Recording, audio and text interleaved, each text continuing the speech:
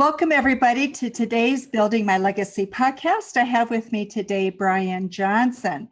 He is with a company called Main and Johnson. He is the founder of that company. It is a marvelous growth strategy company.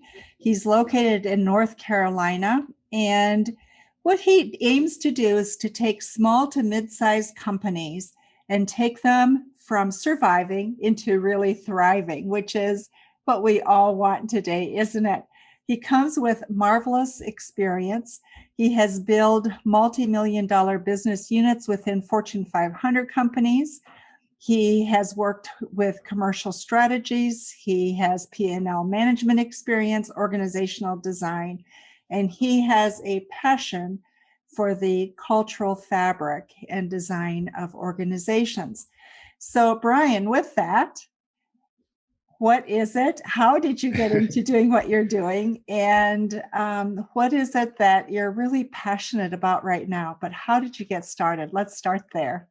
Yeah, I will. Thank you for having me, and I'm excited to share and be a part of your community here. And when I think back to where this all started for me, I mean, I kind of went through the university section, and I'll be honest, some of these answers aren't maybe the most flattering, but my goal when I was in college was to get a job that placed before you got out of school. So I picked the business category of like supply chain management because it was a really growing and exploding area. And we all got placed by Thanksgiving for a December graduation. So I had a job before I even had to take finals. So that was my goal then. And we'll start with small things. And, as I got out into the working world, I spent a lot of time in the Fortune 500 space, not preferentially, but maybe a little bit by default. I'd say the thing that probably scared me into that was my father owned a few restaurants, fast food ones. And while he was great at running the restaurants, when he became the owner, it's a whole different animal, which I'm sure most of us would agree that running a business and being in one are two different things. And yeah, right. It's just one of those things where it wasn't his passion. And it kind of turned me off a little bit from it. So I thought I'm going to go to a big company, travel all over the world, which I was fortunate to do. Like you mentioned in the introduction, there's a lot of different things I was given the ability to go do in these organizations that I would never trade if I could.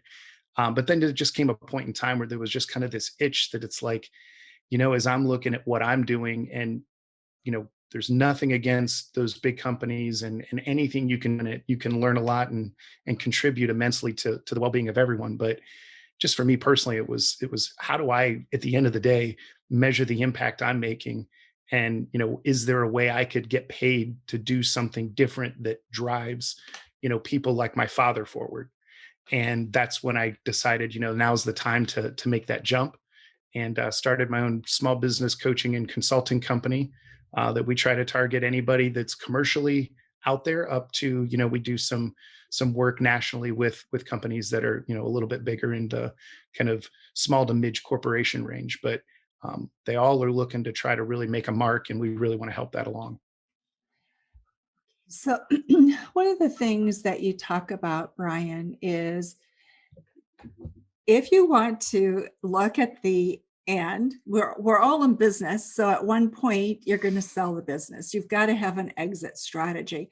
But there are a lot of components that go into that to getting you ready.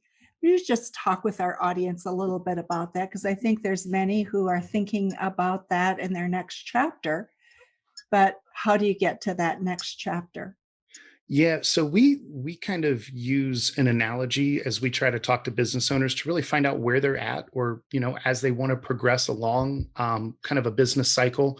This may not be everybody's analogy, but it's one that seemed to make sense from all the travel I did, and people kind of can relate. But we kind of make business into an airline. So our analogy is around really a flight.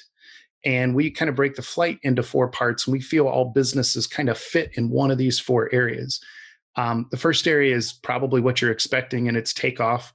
So, I mean, if you're on an airplane, it's seat back in the upright and locked positions, tray table stowed, everything underneath the seat in front of you, and, overhead compartments closed. And it's basically a checklist, like everybody's seated, waiting and anticipating, ready to launch. And, if you don't follow that checklist, if you go out onto the tarmac and you've got, people up running around on the plane and the pilot says, hey, we've got people up, they'll send you back. They won't let you take off. It's a lot like businesses that are in kind of that startup mode, which is, hey, how do I, myself get to that point where I've checked all the boxes that allow me to take off? So did I make my business plan? Do I have the proper funding? Do I even know where I'm headed? Like, do I have a vision for this whole thing? And we try to engage businesses there to really, help them get that formulated so they get the thumbs up to take off. And so then once they kind of launch out of that, they're in what we call the ascension mode. So if you've ever flown on a plane, this is that 10-minute ride from 0 to 30,000 feet, where nobody gets up and moves around. You can't hear a thing. You can't do much other than maybe play on your laptop or your tablets during that time, because everybody's focused on one thing, and that's getting to the level where, okay, we're through the clouds. We're at that point where we're going to survive. And in that mode, a lot of times businesses, this is their kind of the first year or so. The only thing that really matters is getting that top line growth to the point where I can pay my bills, every month. I can pay myself, my employees. And I mean, simply put, like, I can go to sleep at night knowing I'm going to wake up in the morning and still have a business.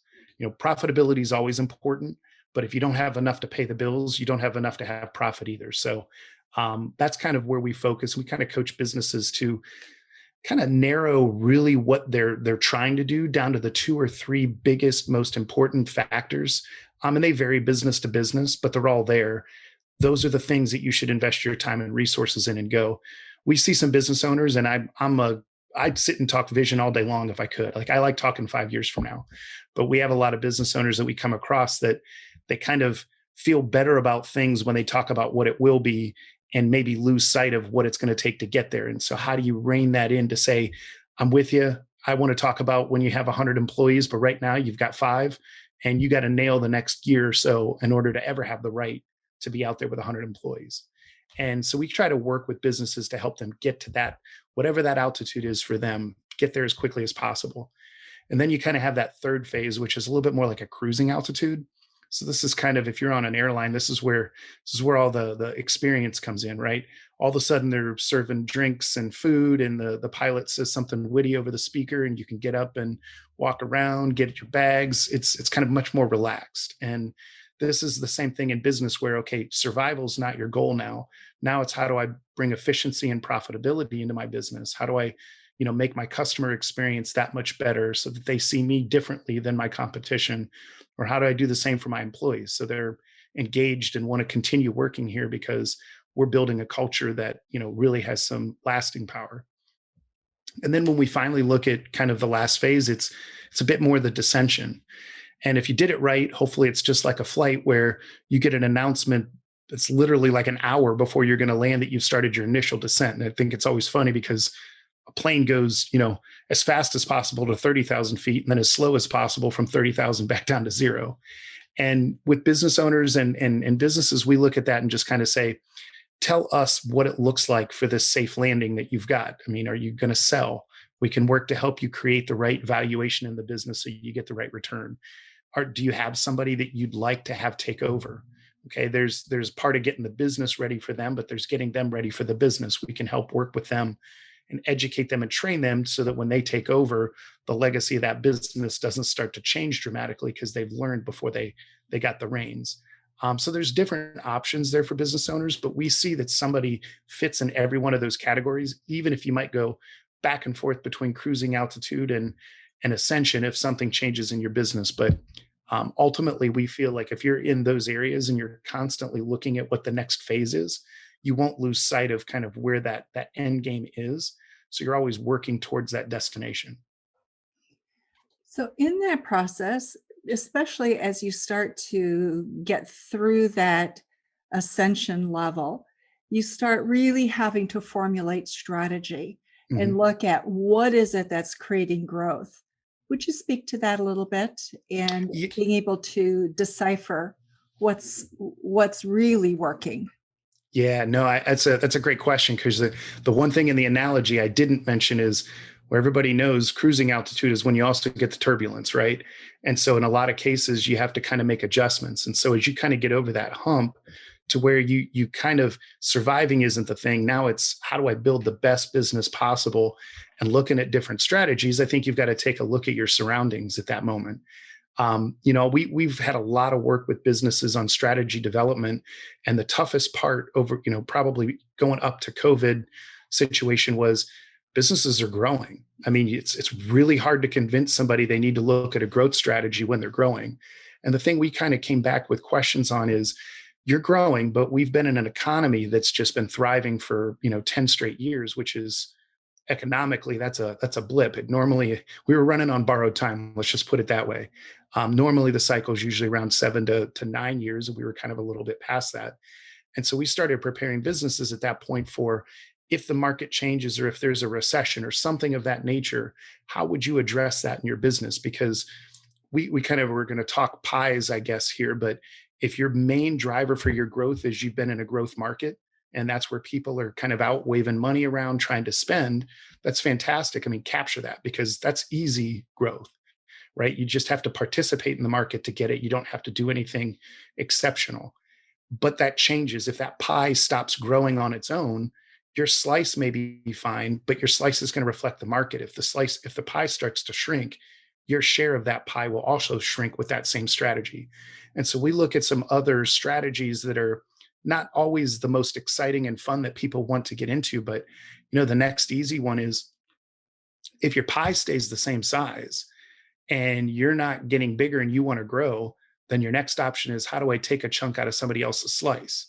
And so what kind of share gain strategies are you putting in place specific for your business, so that you can kind of capitalize on what's inside that pie if the pie itself isn't giving you a bigger slice? And then another one that we'll spend some time with business owners on, we call it transformational growth. And that might be a little bit more of a long play, but your pie is made up of certain people that consume whatever it is you offer, certain businesses. If you could get more individuals that weren't already in your pie into your pie, that benefits the pie and makes the pie grow. Now, the risk is that could actually go to your competition. You make them aware of what's offered, and then they buy from somebody else. But in the end, you still want them in your pie, because you can take it from your competitor at any point in time. That's an option. So, and then the last one we kind of work with is, an example I give is, I have a bookkeeping client that is fantastic at doing people's books. And she knows very well that she's going to only really want to work with people that want to outsource bookkeeping, but some people do it in-house. So she went and got QuickBooks certified and trained up, so she could actually offer training for people that want to do it online, make a revenue stream out of that, because they're not people that are going to buy from her immediately. But now she's the person that taught them. When they decide they're getting bigger and they want to go outsource that, she's going to be the person they call. And that's kind of building an adjacency strategy. So how can I get a little sliver of another pie that I'm not currently in, and maybe see how I grow that as well? So there's a lot of options strategically, and you've got to look at your current environment to see if an adjustment's made. But I'll tell you, making a proactive adjustment is a whole lot easier than a reactive one. So that's where we spend a lot of time strategically. Right now, Brian, post-COVID, where are the biggest challenges? In that, you take that airline analogy, where are you finding people struggling, companies struggling? Yeah, and a lot of times it's actually hit what I'd say the cruising altitude kind of level for people, because really nothing fundamentally changed about the market itself, other than some of the pauses and concerns that people began to have being out there. And I'm no expert on all of them. I just see what I see, and that's created sort of a dynamic where you have the ability to grow the business, but you may not have the resources, whether it's material supply or the biggest asset you could have, which is your people. If some of these people couldn't work and they're trying to come back, is the business able to take them on 100%? Some states differ with how open they are. It's just a lot of real challenges because it hasn't normalized, but yet businesses can't wait for everything to just be perfect again. So you've got to kind of, look at, and, I'm always a big proponent of hiring the right people and having them in place. But in a lot of cases, people have moved to what systems are now the way to leverage growing my business without necessarily putting more people on the job. I mean, Zoom is a perfect example. We used it corporately, 10 years ago or 8 years ago, But I mean, it became a tool that everybody could still figure out a way to conduct business. Teams, all of the way you could do the online web conferencing has exploded as a result. So there's other systems in your business that might allow you to do more with less that you have to consider if hiring is the challenge. So those are probably a couple. So we've plateaued, you've said, and so there's that stability in a way. Does that make people complacent, or are what's your sense with that? Because I'm also seeing a certain amount of discomfort. People not being, Mhm. they're afraid of what's coming down the pike. That they don't know if there's anything changing. They just fear that it's changing. Yeah. I think it's inherent that, when the rules of the game are a certain way, you figure out how to play the game, right? You know what out of bounds is, what a handball is, all of those things. But then you get into kind of that mode where, okay, I'm not sure what the rules are. I think at that point, you've got a certain group of people that want to wait to find out. And then you've got some that are just going to go kind of create the rules for everyone. And what we've seen is businesses that have that initiative to, like, I'm not going to wait to see if the way I did it still works. I'm going to change how I'm doing it right now so that I can be on the front end of whatever that wave is. Got it. And then let's talk a little bit about what are the hurdles that companies have for scaling their business.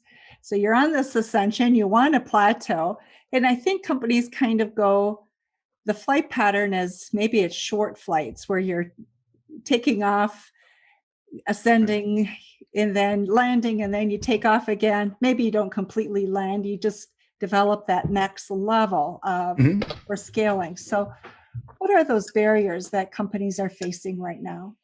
Yeah, I mean, there's always a couple that are uniform, and then there's some that are just very interesting and unique to each business. I mean, ones that generally, if you're kind of starting out, and I'll use an example of maybe somebody that started out a business and they've got you know 3 or 4 workers, a couple trucks, and they're a landscaping company, and they start out and they're doing fine and they're getting busier and busier, and each one of those people's schedules start filling up, and now their physical individual capacities are tapped out.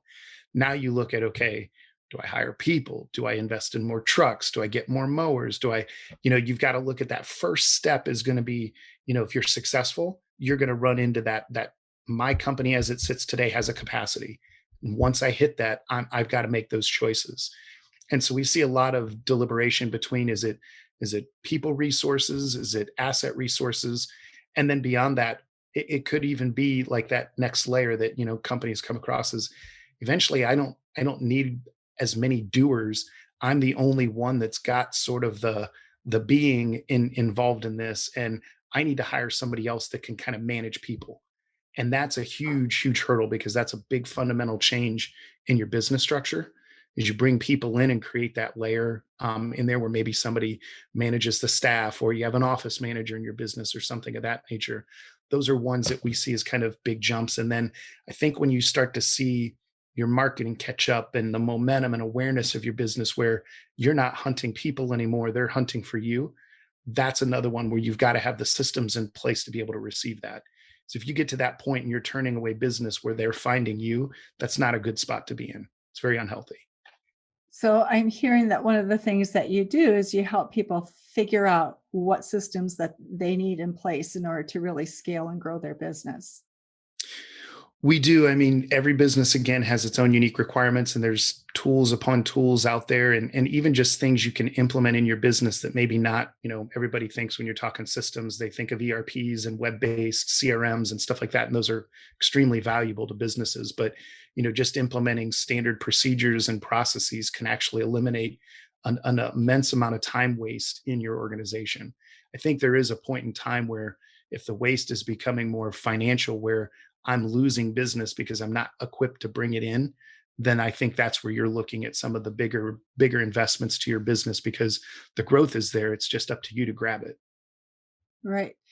So I want to go back to what you were talking about a little while ago with transformation and looking at the people, things that are lateral to you, and how do you bring them together? First of all, how do you find those? Mhm. And how do you get that peripheral vision to know that what you're seeing has value for you? Yeah, I mean, a perfect example. I mean, your audience has probably got this down pat, but I run across a lot of people that don't have any idea what business coaching is, and that's not their fault. That's our fault, right? We didn't. They've never even heard of it because we've not done a good enough job of promoting what it is out there. So when I look at my category of people that may or may not be interested in business coaching, my pie is those that are aware of it. I mean, they may choose not to do it, but they're aware of it.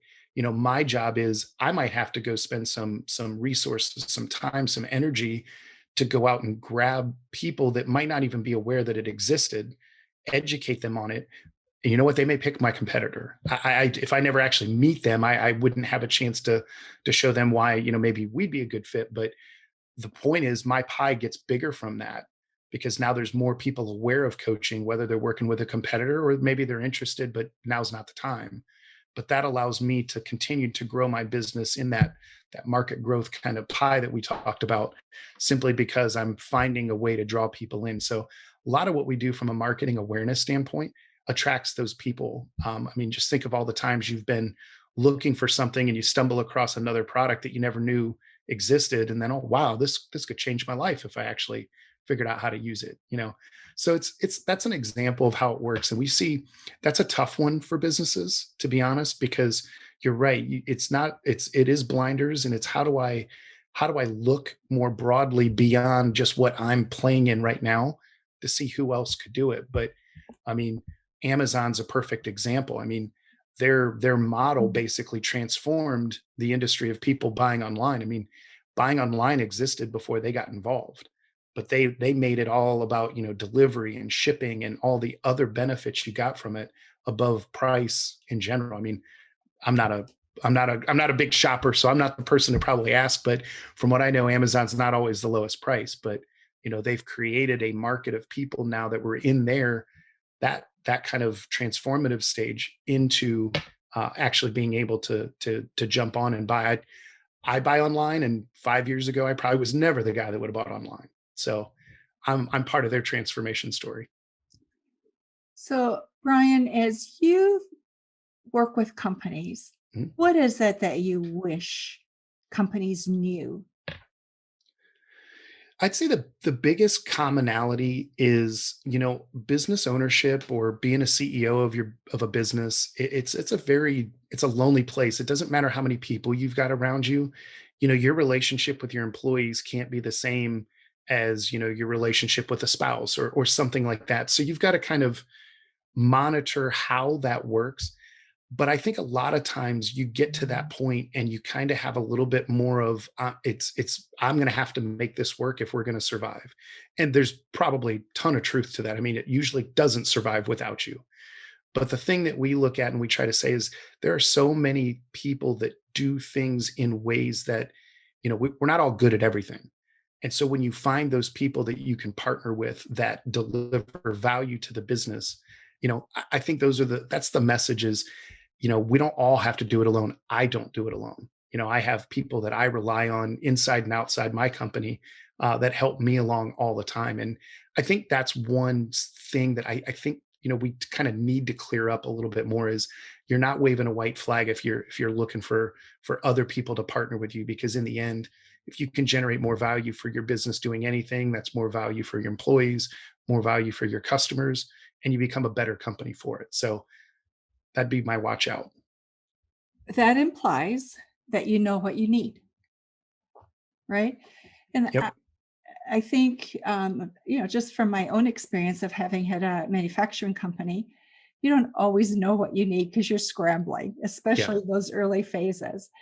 So, a coach helps you to identify what it is that you need. I get that. Hmm. Um, but for people to even come and seek you out, there's a process, something that's gone on in their business, in their mind, Yep. in their life, that's caused them to say, you know what, I got to think about this differently. And how do I do that?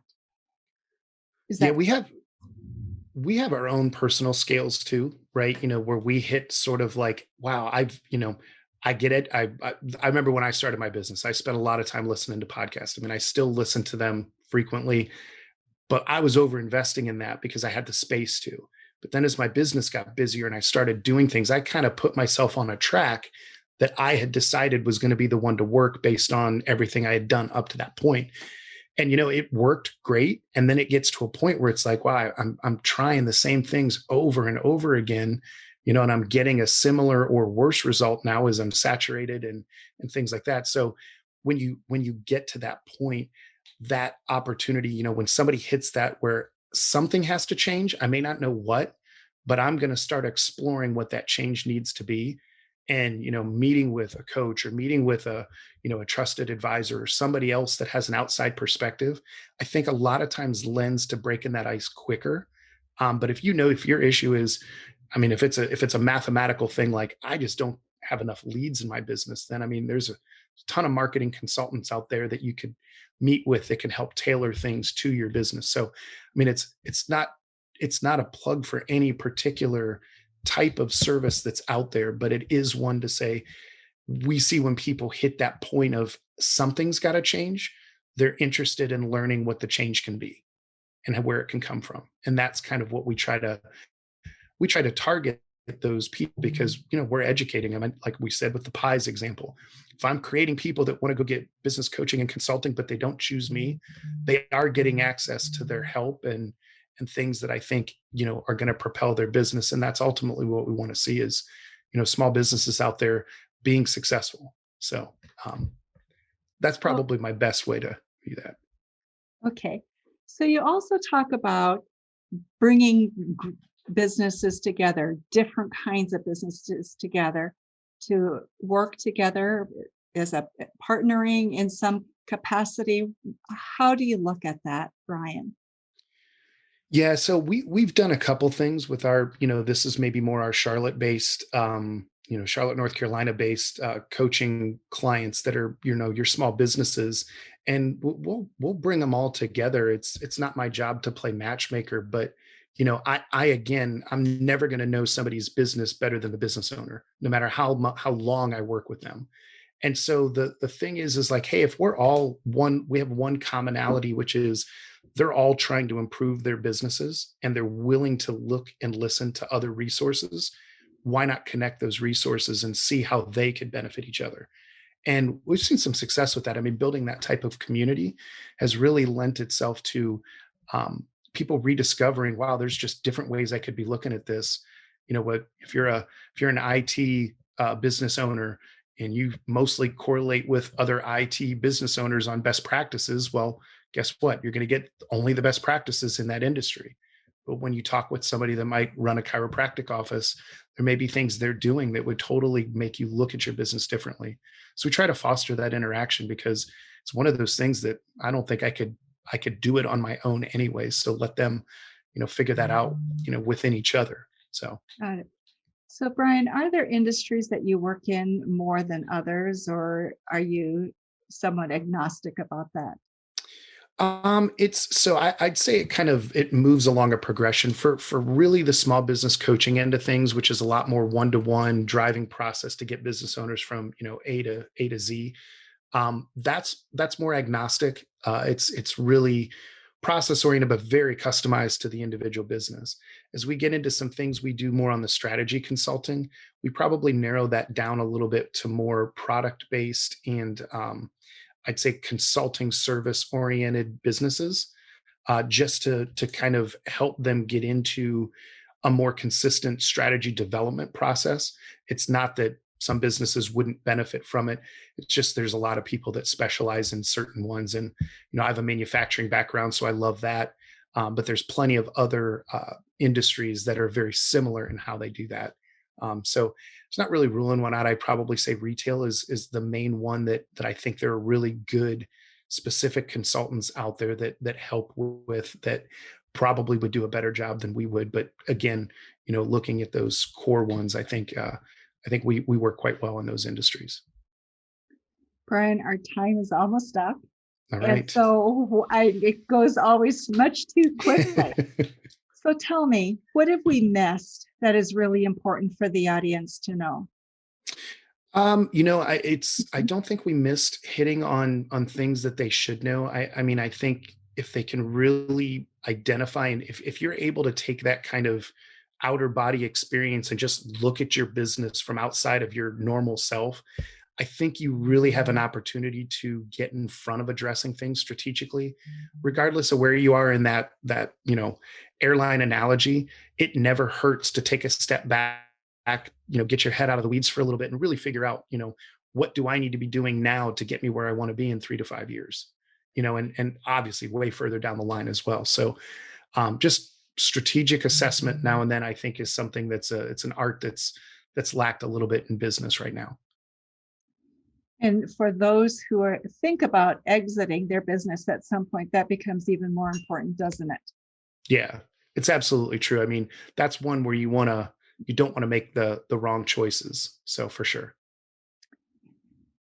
Thank you so much, Brian, for being with us today and on Building My Legacy podcast. For those of you who are listening, we will have information about Brian in the show notes. So you are welcome to get in contact with him, email him, call him, whatever you would like. None of us can have enough resources. So please feel free to get in touch with him and to think about what he said. You've got these different stages. Think of the plane and what that whole process is from takeoff to landing, and where are you in that process? So thanks again so much, Brian, for being with us. Oh, thank you. I appreciate it. It's been great. Thank you so much. Yep, you're welcome. Thank you for watching my video. Don't forget to like, subscribe, and click the bell button above. Leave comments. We'd love to hear what you think. And visit our other social media links as well. Thanks much.